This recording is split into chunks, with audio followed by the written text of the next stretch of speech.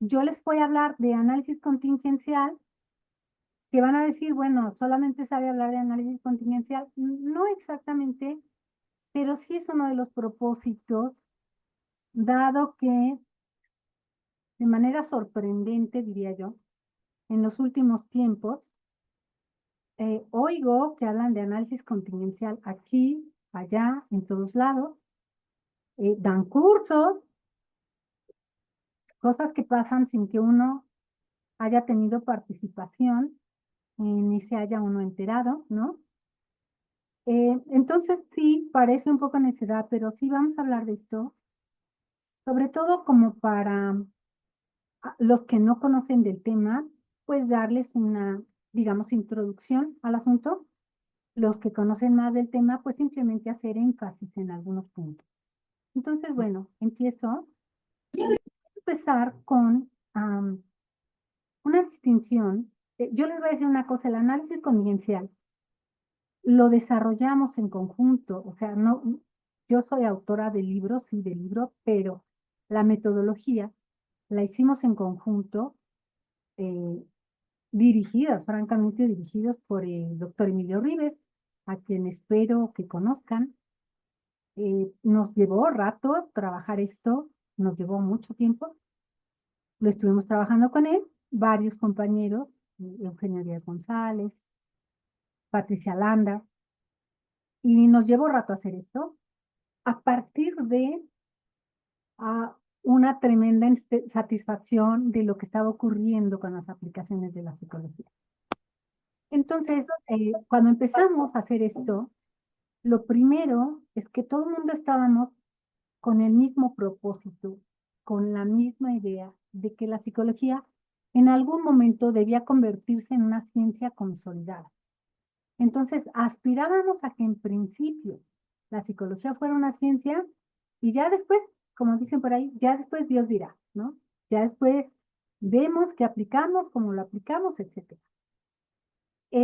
Entonces, les pongo esta diapositiva un poquito como para ver en qué nos basábamos nosotros, porque ahora también estas palabras, sobre todo la de ciencia, pues se utiliza muy a gusto de cada quien emplea el término como mejor le conviene. Y en nuestro caso optamos por, ahora sí que por agarrarnos de Kuhn. Espero que hayan leído a Kuhn. Él se hizo muy famoso con un libro que se llama, no me haga mucho caso, pero casi como las revoluciones científicas, y utilizó el término paradigma, por cierto, refiriéndose a muchas cosas, pero se hizo muy famoso y él tenía una virtud. A diferencia de los filósofos que todo el mundo supongo conoce, ¿no? Que son más bien prescriptivos, que ellos están aquí en la silla del filósofo diciendo, a ver, tu ciencia, debes hacerle así y así y así. Seguro han leído muchos filósofos, piensen en Carnap, piensen en Popper, piensen en muchos filósofos. Bueno, Kuhn escribió un libro sobre la ciencia sin ser filósofo, o sea, él era científico. Entonces, ahora sí que con mucho conocimiento de causa, hizo este libro un poco describiendo cómo procedían las ciencias. Em, sí, pues básicamente eso. Entonces nosotros a esa versión del asunto nos apegamos. Y después lo dice Rives, lo deben ver, sobre todo si conocen esta obra original que por cierto cumple 50 años, el libro de teoría de la conducta que hizo con López, Rives y López, en 1985, andan cumpliendo la friolera de 50 años, esa obra, que fue un parteaguas, pero bueno, eso es tema de otro asunto. Y esto estamos sacándolo de estas consideraciones de Rives y López. La ciencia la entendíamos o la entendemos, nosotros la seguimos entendiendo como un modo de producir conocimiento, como hay otros. O sea, no es la ciencia el mejor, es un modo de producir conocimiento que se distingue de otros modos de producir conocimiento como el religioso o el artístico o el tecnológico. Entonces, la ciencia usualmente procede de manera analítica. Esto quiere decir, observa un caso, otro caso, otro caso, otro caso y abstrae propiedades en común de todos los casos para llegar a establecer, digamos, principios generales. Hablaría de clases de eventos. La ciencia nunca se va a referir a un evento en particular, a una cosa, a un objeto, sino a clases de, porque ya es una abstracción de esas propiedades. Para proceder como ciencia, bueno, no para proceder, sino para que esté entendida como ciencia, define un objeto de estudio. Esto es una concepción relativamente moderna de las ciencias. En esta concepción de las ciencias, que es la que tenemos hoy día, la gente, por decirlo así, se reparte el mundo. Entonces, una delimita un objeto, otra delimita un objeto de estudio, otra delimita otro. Entonces se va haciendo así como el repartidero del pastel. Delimitan un objeto de estudio que tiene que tener, por supuesto, ciertas características y esta delimitación los lleva a delimitar también los fenómenos que son pertinentes a ese objeto de estudio. La ciencia nace, iba a decir crece, se reproduce y muere, pero sería una exageración de mi parte, pero sí con la intención de explicar, básicamente de explicar. No le interesa cambiar nada, no le interesa más que explicar. Sería así de, ¿por qué a veces veo la luna y a veces no? ¿No? O sea, no quiero cambiar nada, no quiero contestar esa pregunta. Y así la ciencia es curiosa y ha buscado contestar, contestar muchas preguntas. Explicar simplemente. Hay otra forma de producir conocimiento. Bueno, hay otras, pero aquí estamos poniendo la tecnología. Desde esta misma perspectiva, la tecnología, por el contrario a la ciencia, no sería general, no estaría hablando de clases de eventos, sino ahí sí aterriza. A la tecnología le interesa algo en particular, un objeto, un evento, una relación, es algo particular. Idealmente haría una síntesis de todos los principios o de los principios y leyes pertinentes de la ciencia y eso se lo llevaría a algún caso concreto. Ahí, a diferencia de la ciencia, la tecnología no quiere explicar nada más, quiere intervenir, quiere crear aparatos, quiere solucionar problemas, quiere hacer cambios, ¿no? Entonces, nosotros digamos que partimos de aquí. Cuando hicimos el análisis convivencial, dijimos, esto suena bien bonito para la psicología. Entonces, vamos a procurar tener una ciencia con todas las de la ley y vamos a procurar tener una teoría que se ancle en los conocimientos de la ciencia. Entonces, ese fue el propósito que en muchas disciplinas, aunque no es así un asunto lineal, no es de, ay, primero está la ciencia, luego está la... No es un asunto así de lineal, ni mucho menos. Es un asunto complejo. Sin embargo, muchas tecnologías, por ejemplo, se basan en una o en distintas ciencias para poder tener conocimientos y aplicarlos a un caso concreto. En, en algún momento, por ejemplo, yo soy muy dada con los estudiantes a poner ejemplos de ingeniería. ¿Por qué no sé? No sé por qué hago eso, porque no soy ingeniera, ni sé nada de ingeniería, pero se me ocurre que es como el ejemplo perfecto. La física, quienes llevaron secundaria, que yo creo que fuimos todos, incluso en la prepa, nos debe haber tocado, nos hablaban de muchas leyes, ¿no? Que la ley de la gravedad, que las leyes de la termodinámica, que las leyes y leyes y leyes. Y esas leyes tenían casos. Incluso no es como que todos así perfectamente, incluso el caso 1, el caso 2 de estas leyes.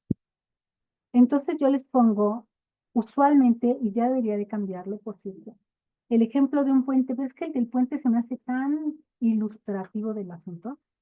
Entonces yo me imagino y me ha tocado cruzar puentes y sí piensa uno, ¡ay, qué gran obra es esta!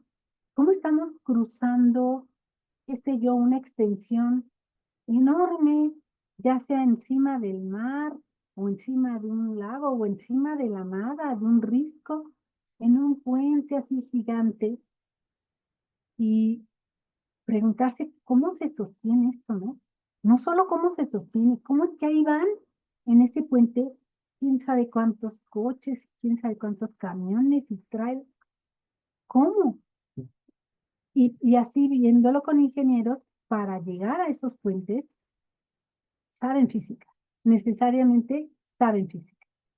Entonces, eso que saben de las leyes de la física les permite determinar muchas cosas. La forma que va a tener ese puente, los materiales de los que va a estar hecho el puente. Tienen que calcular muchas cosas, ¿no? La resistencia que debe tener, tienen que calcular la fuerza de los vientos, tienen que calcular el impacto del clima, del calor extremo o del frío extremo, para que los materiales no se quiebren y resistan, la fuerza en términos del peso, y todo eso se los da la física. Por eso me gusta mucho el ejemplo. Ya encontraré otro así de bonito, pero este es muy bonito porque nos da una idea de cómo eh, tener estas leyes faciliten mucho la solución de problemas. No es que no se solucionen de otra manera, que se podrían solucionar, pero es mucho más fácil y mucho más, pues deja más posibilidades y permite más desarrollo anclarse a una ciencia. En el caso de otras ciencias, ocurre esto, lo que les pongo como ejemplo, ¿no? La ingeniería con relación a la física. Piensen en la medicina.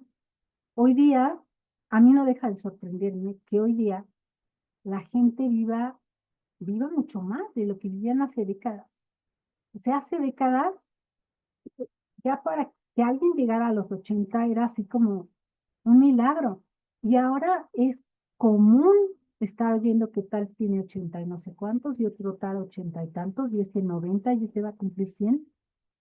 A mí todavía no me cabe en la cabeza, y yo creo que gran parte de ese aumento en la longevidad se debe a los avances de la medicina. La medicina es una interdisciplina, y en esa interdisciplina confluyen los conocimientos de muchas ciencias. La biología es una de ellas necesariamente como ciencia, pero ahí también hasta de propias ingenierías. Ahora es común que los manden a hacer un ultrasonido y una resonancia magnética. Todo eso ha hecho que la medicina sea una interdisciplina que se ha desarrollado mucho, y yo creo que se ha permitido o ha incidido, si no directamente, sí en gran medida, en el aumento del promedio de vida, creo yo. Bueno, entonces en muchas ciencias hay esta conexión, digo, perdón, en muchas disciplinas hay esta conexión con la ciencia. Y en el caso de la psicología, nosotros como psicólogos no teníamos un objeto de estudio definido, andábamos viendo ahí por dónde, pero ya había una práctica que se podría considerar psicológica. Piensen, por ejemplo, en el psicoanálisis, y piensen en que los médicos fueron los primeros también en tratar problemas de conducta, y ellos tienen esta especialización en psiquiatría, que tienen totalmente otra óptica. O sea, el psiquiatra nunca va a ver lo que ve un psicólogo, porque los psiquiatras ven desórdenes químicos, desórdenes eh, neurológicos. Ellos ven desórdenes y ellos fundamentalmente hacen el tratamiento con fármacos. O sea, ven otra cosa, francamente, pero pues no faltaba que la gente con problemas, digámoslo, de conducta, llegara con el psiquiatra, con el psicoanálisis.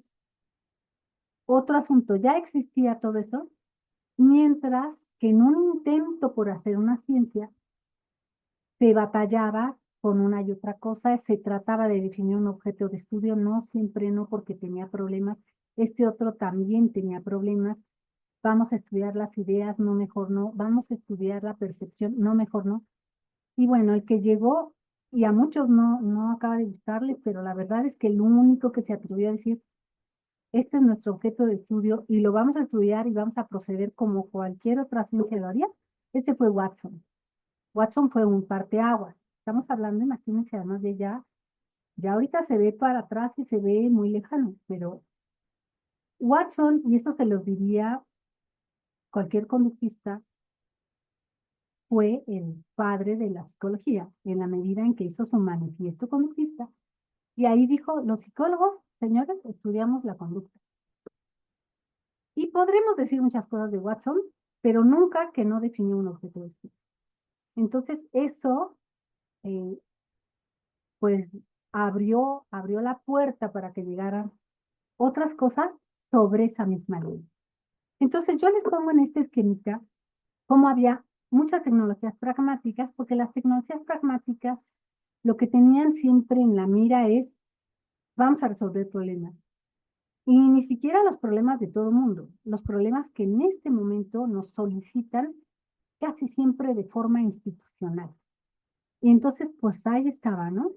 Eh, Así nació, por ejemplo, la psicología de la inteligencia, las teorías de la personalidad, la psicología de las diferencias individuales, porque había así demandas. Y en el último de los casos, ese gran campo al que la gente le llama clínica, que es el campo de los problemas individuales. Y había otra tendencia, pero esta otra tendencia se inició hasta después.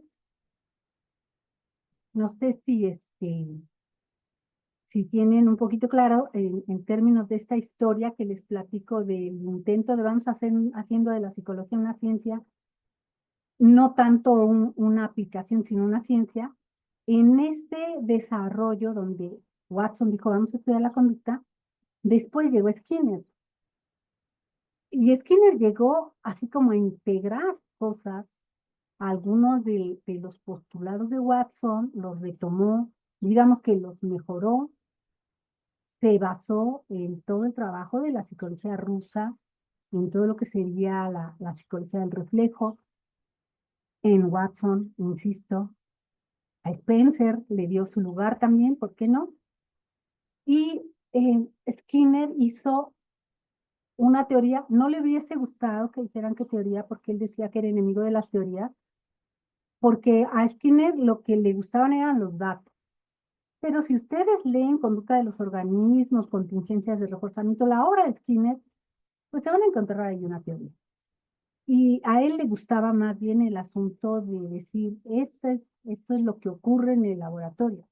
Y él brindó a la psicología, le dio un paradigma con el que se trabajó mucho tiempo. Es la famosa caja de Skinner y es el modelo de la triple relación de contingencia, que supongo que todo el mundo conoce. Y esto dio lugar en algún momento a que se generara o se incorporara a una manera a una corriente conductual, se incorporó el análisis conductual aplicado. El análisis conductual aplicado no era otra cosa que vamos a extrapolar estos hallazgos de laboratorio, los del análisis experimental de la conducta, y los vamos a aplicar en problemas concretos. Y bueno, inicialmente fue un gran éxito, ¿no? No sé si hay artículos que son icónicos, que no sé si hayan leído, donde se aplicaba en instituciones, por ejemplo, de psiquiátricos y cosas así, y resolvían muchos problemas. Entonces se fue generalizando el uso.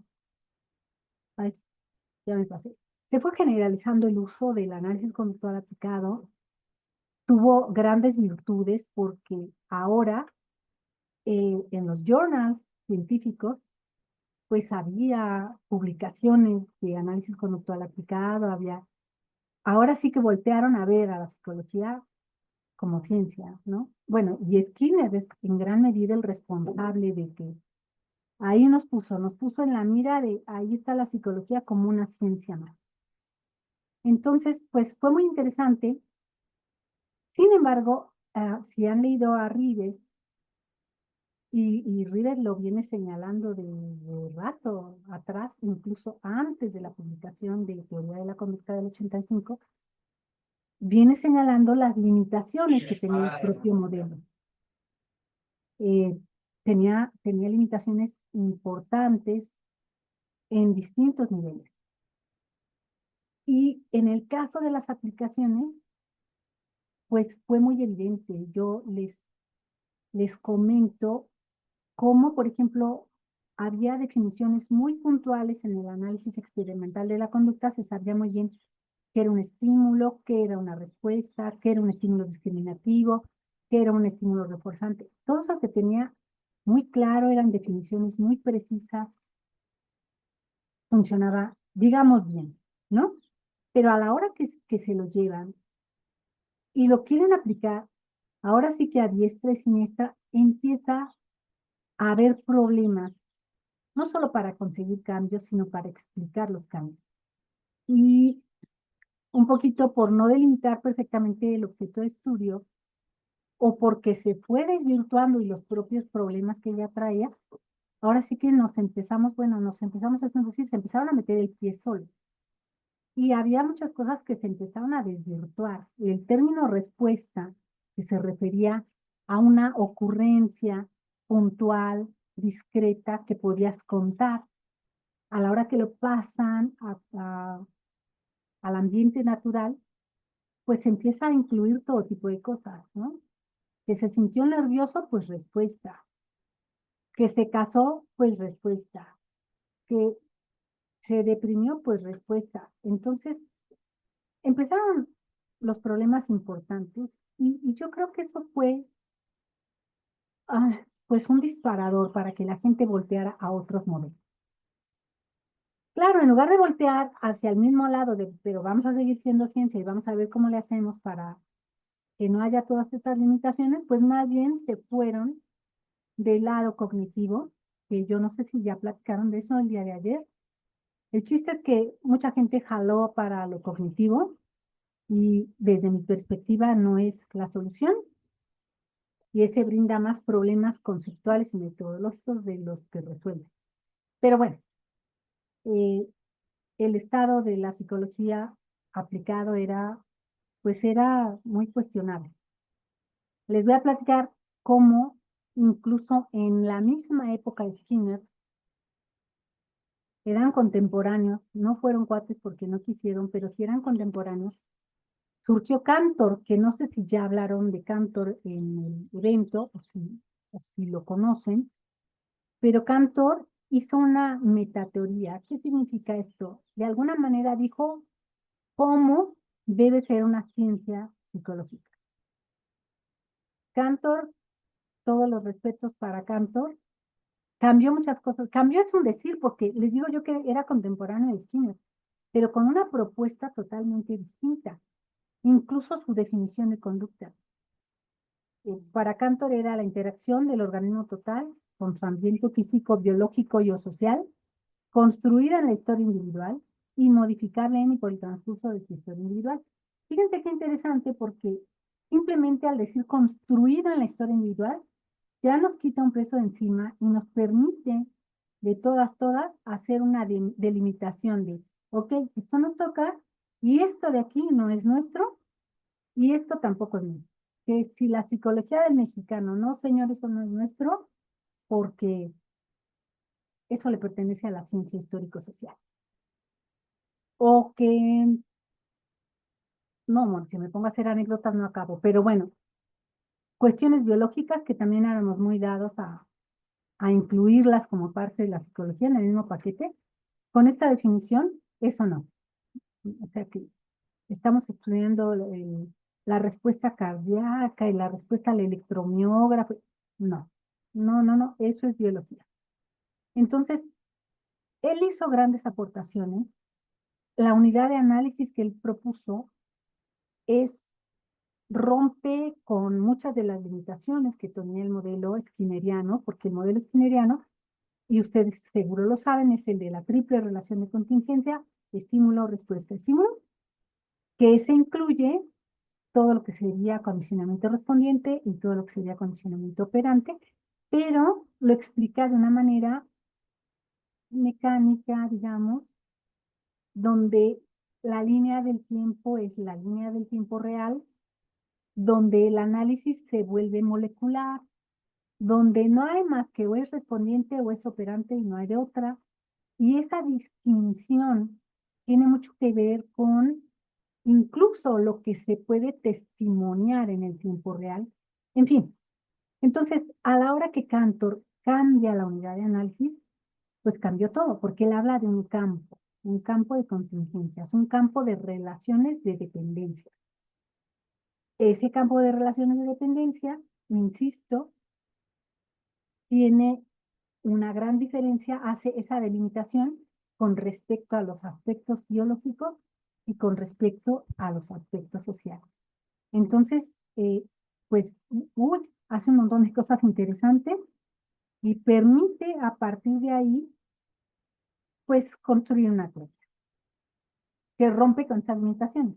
Y ahí es donde entra Ribes y López con este gran libro que desde mi perspectiva es un parteaguas en la historia de la psicología, y es el que hicieron en 1985.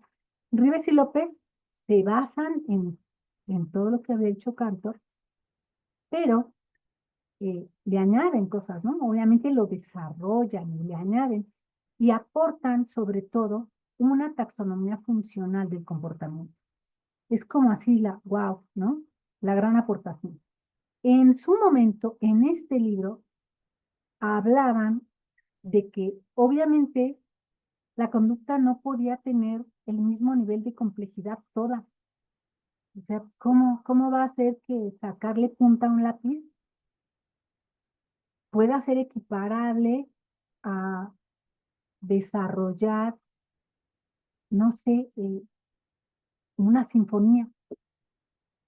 O sea, ¿cómo no? Y bueno, ellos desarrollan una taxonomía funcional que dice es que efectivamente no es lo mismo sacarle punta a un lápiz que desarrollar una sinfonía. Y en su momento se llamaban las funciones contextual, suplementaria, selectora y sustitutiva, referencial y no referencial.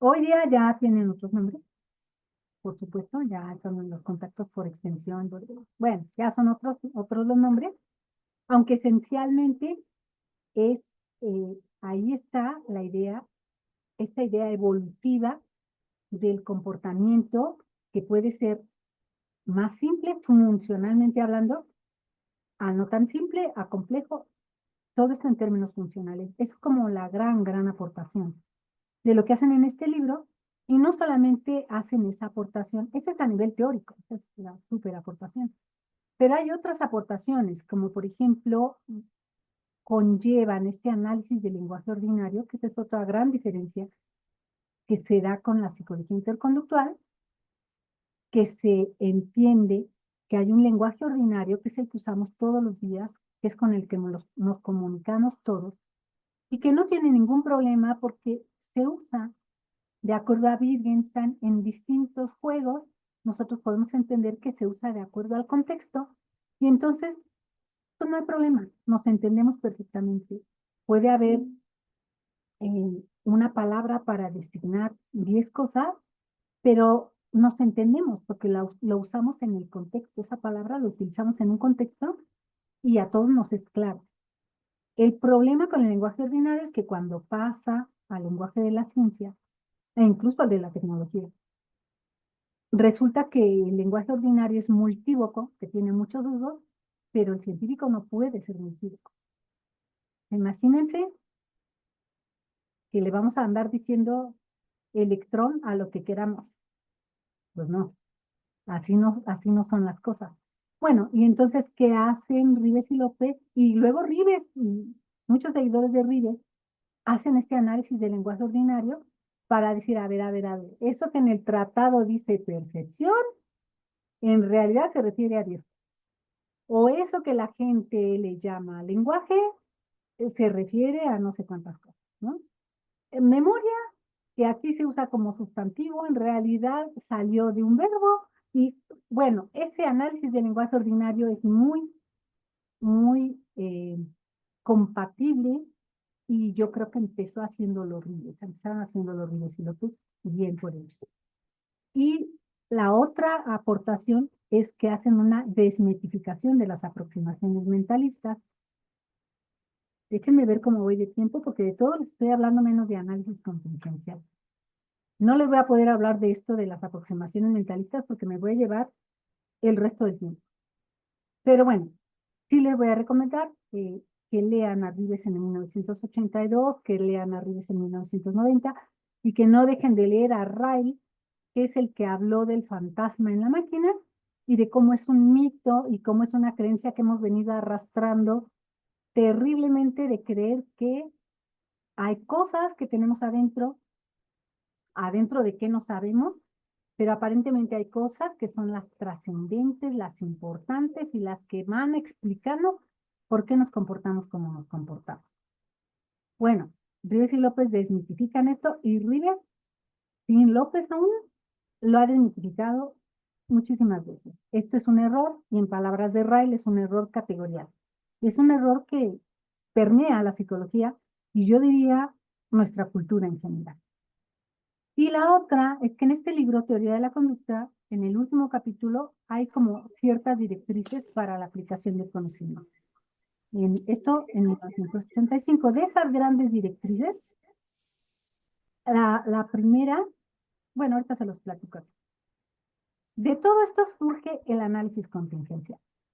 El análisis contingencial toma estas ideas que ahorita nada más estoy mencionando, lo que sería la tecnología, cómo la tecnología debe basarse en una ciencia, cómo no podemos utilizar un lenguaje ordinario, cómo si la ciencia es analítica y la tecnología es sintética, no podemos utilizar las mismas categorías. Y esto lo pongo así en mayúscula o grandúscula, como quieran decirle, porque sería un grave error estar diciendo el análisis contingencial de la función contextual. Eso no, eso sería un error gravísimo.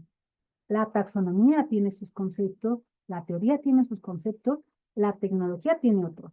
Unos corresponden al análisis, los de la tecnología a la síntesis. Entonces, no utilizamos las mismas categorías, pero sí tenemos, por decirlo así, las mismas bases, nada más que están reformuladas para un uso tecnológico.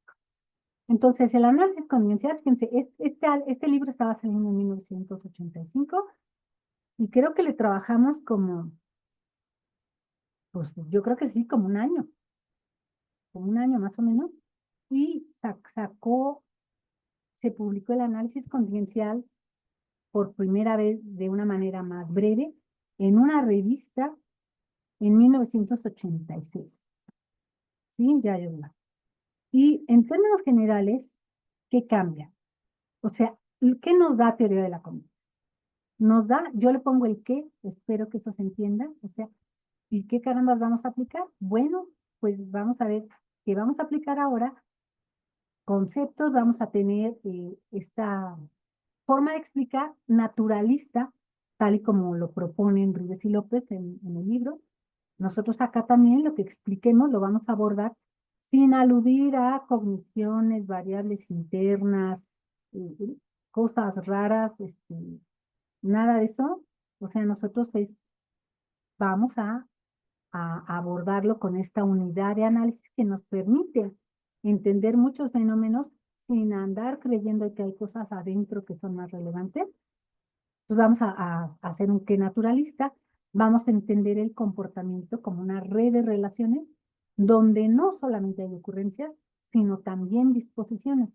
Y ese es un término que no pueden perder de vista porque se vino a solucionar los problemas que se les ocurra en psicología. O sea, el modelo de la triple relación de contingencia originalmente nunca consideró disposiciones, nunca consideró el contexto, nunca consideró el espacio, nunca consideró nada de eso. En estos modelos se consideran aspectos disposicionales que solamente tienen una función probabilística y que nos permiten explicar muchas cosas. En lugar de entender el tiempo en su dimensión real, como esto pasa antes, esto pasa después, concebimos a los eventos como esta red de relaciones sincrónica, como es una abstracción, vaya. Entonces todo está sucediendo. Y no mencionamos la taxonomía de procesos como tal, no mencionamos, esto es sustitutivo, esto es contextual. Eso no se vale, pero sí entendemos que hay distintos niveles de complejidad. Lo entendemos y en ocasiones, si acaso, decimos que esto es situacional y esto es extrasituacional. Hasta ahí llegamos. No andamos revolviendo categorías. Y eso, insisto, lo voy a subrayar porque sí me ha tocado ver, leer cosas donde hacen una revoltura y por, por los propios principios del análisis convivencial no se vale. Y luego nos proporcionan estas consideraciones, también un cómo vamos a hacer las cosas. Y aquí vienen asuntos bien interesantes, que por supuesto tampoco me va a dar tiempo de platicar. Pero bueno, fíjense cómo en 1986 y antes y más antes, toda la vida en psicología se ha pensado que hay salud mental y que hay trastornos mentales. Llamémosle como le llamemos, ¿no? O sea, normalidad y anormalidad. Por supuesto, nosotros brincamos si nos dicen eso. Y no de gusto, brincamos más bien molestos, más bien ofendidos. No, lo que pasa es que, como les explico, estos DSM, el 4, el 5, el que quieran, y este afán por encasillar y por diagnosticar, en el comportamiento no se vale, y esto tiene mucho que ver con la influencia del modelo médico. Les decía, fueron los primeros en tratar los problemas de comportamiento y nos heredaron muchas cosas que no tendríamos por qué haber aceptado. Y una de ellas es este concepto de salud mental. Yo sé que, es más, hoy día ya oigo a más gente cuestionándolo, pero antes era incuestionable, o sea, ¿cómo? ¿Cómo alguien se atreve a decir que no hay salud mental? Y bueno, pero nosotros nos atrevimos y desde 1980 y pico nos atrevimos, 86. Es, es una manera de etiquetar muy acorde con los valores de un grupo en un momento determinado. Entonces, que hace 2 décadas la homosexualidad era una perversión. ¿Por qué? Porque institucionalmente y porque en las clases con más poder se decía que era una perversión. Hoy día que las cosas han cambiado, bueno, ya no es una perversión. Bueno, y así le van a ir haciendo con miles de cosas. Ahora ya no es eso, pero ¿qué tal que ahora todo el mundo tiene TDAH y ahora todo el mundo tiene, es borderline? Entonces es absolutamente casarse, ahora sí que con las modas, es pensar que nosotros somos autoridad moral para validar lo que en ciertos grupos sociales se dice que está bien o que está mal. No me voy a meter más a fondo porque eso y así me entra la emoción y me voy a quedar hablando de esto horas y no pretendo. Pero nada más, cuestiónenselo, piensen en otros grupos, piensen en otras épocas, piensen en otros países, piensen en gente que vive todavía como grupos indígenas en las sierras. Piensen si son los mismos valores. O sea, entonces, bueno, alguien decidió que éramos autoridad moral, yo paso y muy cuestionable el concepto de salud mental. Y aquí en el libro nos dicen desde el principio, solamente la persona que tiene un problema puede decir, Houston, tengo un problema, o aquellos afectados por el mismo, su grupo de referencia. De ahí más no. Entonces, pues no se vale. Espérenme porque me están marcando de su propio grupo. Ya me queda poquito tiempo. No, pues ya no les voy a hablar de análisis contingencial entonces, yo creo. Bueno, proponemos la desprofesionalización. Ya en una segunda parte les explico en qué consiste. Proponemos que hay distintas funciones profesionales, no nada más intervención, y que se puede hacer un ejercicio profesional en distintos contextos. La gente ha asociado mucho el análisis contingencial a clínica. Nada peor de equivocado que eso. O sea, nosotros estamos en clínica, sí, pero ha sido una mera casualidad. Esta metodología, el análisis convivencial, es una metodología que se podría aplicar en donde quieran, ¿no? En cualquier, para empezar, entendiendo que los problemas sociales tienen distintas dimensiones y que nosotros podríamos intervenir en el campo de la salud, de la educación, del deporte, en la publicidad y el consumo, en lo que le llaman psicología jurídica, y finalmente en esto que se le ha mal llamado clínica, mal llamado porque es herencia del modelo médico, una. Segundo, porque no hay nada que justifique que hagamos una especialidad. Y la otra, porque tanto clínica como la palabra terapia son del modelo médico e implican curar. Entonces, lo usamos y es como decir que estamos curando a alguien que de menos tiene una enfermedad mental. Y bueno, le pongo psicología clínica a falta de otro nombre, pero en realidad ejercemos mucho con esa situación uno a uno donde la gente llega a solicitar voluntariamente ayuda para resolver algún problema. Casi siempre son problemas morales y lo que les pongo ahí, el término clínico es muy cuestionable porque lo heredamos, ¿no? Bueno, más o menos ya aquí ya les había platicado, en la medida en que la salud mental es un mito, no tendríamos problemas con enfermedad mental, no hay personas que sean problemas en sí mismos, son relaciones. Entonces, las relaciones son las que pueden ser problemáticas y eso lo valora el propio grupo involucrado, no nosotros. Ah, y eso a la vez elimina otros tantos mitos porque en tanto no hay personas problemas ni hay problemas en sí mismos, esa ayuda que se da en psicología es como muy individual, como muy ad hoc a la persona que llega. Entonces, nada de que vamos a buscar la técnica específica para tal, ese es otro mito en el que vale la pena profundizar y que pues hoy no vamos a poder profundizar, pero también crean que es un mito, o sea, la gente llega y nosotros le hacemos el traje a la medida, porque no es lo mismo la ansiedad, bueno, para nosotros cuestionaríamos que existiera ansiedad, pero si lo están diciendo en el lenguaje ordinario, es que estoy ansioso, tendríamos que entender qué es estar ansioso, cómo se presenta, cuándo se presenta, dónde se presenta, y entender que esa ansiedad, entre comillas, que nos está reportando ahorita Pepe, es distinta a la que nos puede reportar Tere.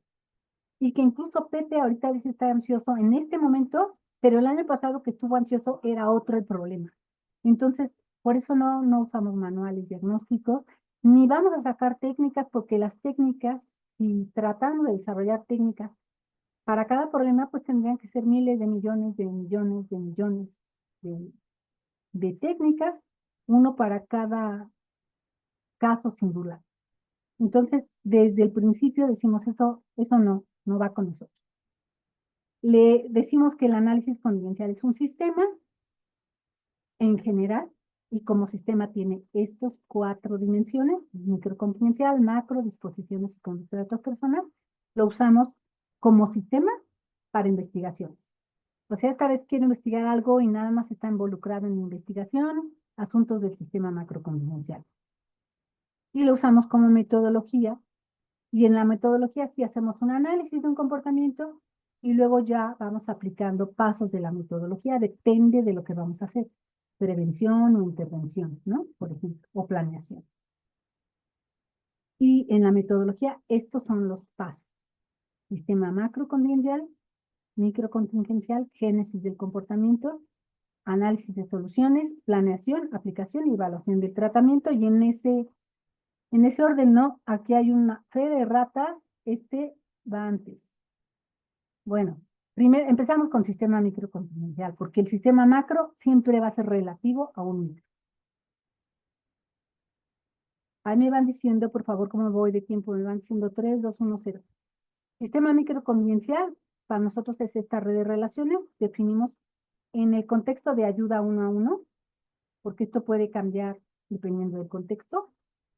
Delimitamos un usuario, identificamos morfologías, que es lo que cómo la gente se relaciona con un objeto, con una circunstancia, con un evento, con otra persona. Vemos todo el contexto situacional, que son disposiciones, analizamos la conducta de otros y su funcionalidad y los efectos. Este sería el sistema microcontingencial. Bueno, aquí les estoy poniendo cuáles son las morfologías. Lleva morfologías de conducta, hay situaciones, que les decía yo, todas son disposiciones, circunstancia, lugar o lugares, objetos, conducta socialmente esperada. La conducta de otras personas, analizamos su función, básicamente, qué está haciendo esa otra, es mediador, esa otra persona es regulador de propensiones, es regulador de tendencias. Analizamos los efectos que podemos entender que hay sobre otros y sobre uno mismo. El sistema macrocontingencial nos va a dar cuenta del contexto valorativo de una relación, de la relación que estamos estudiando.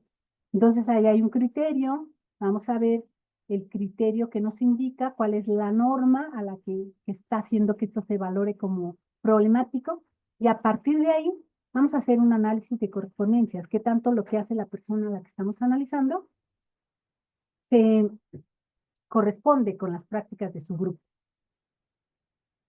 tanto en términos de lo que hace como en términos de lo que cree. Entonces, eso sería el sistema macrocontingencial, un análisis de correspondencia. Acá les pongo un dibujito chistosito, ¿no? Esto para nosotros, esto sería la microejemplar. Aquí hay una persona que roba. Ellos son los que seguramente le dieron la norma, como de robar, está bien, está padre, es la manera en que te está el grupo. Y por otro lado está su familia como afectada por esto que está ocurriendo. Es un ejemplo.